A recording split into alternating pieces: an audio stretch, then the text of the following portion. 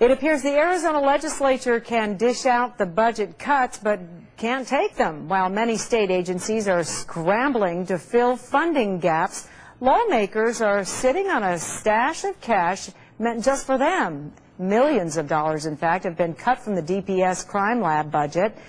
Just one victim on a long list of agencies getting cut by the crunch. But some have escaped the chopping block.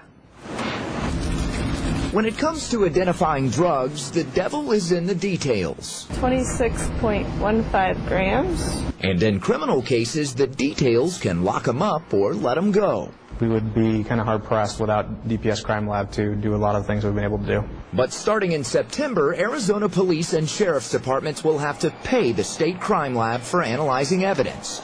Lawmakers cut the DPS lab budget by $7.8 million,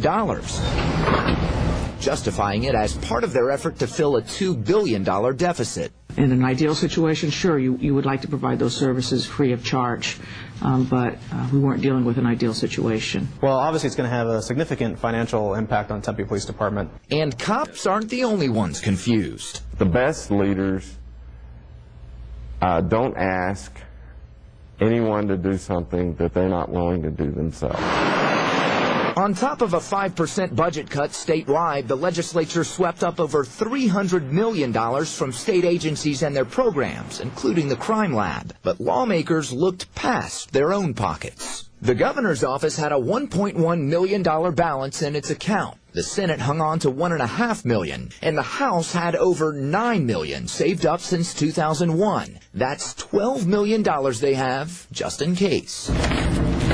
Meanwhile, there could be other cases that matter more. What's good for the goose is good for the gander. If you're going to keep fund balances back for the House and the Senate, why in the world would you not fund a crime lab, something that's pretty fundamental to these days to crime fighting?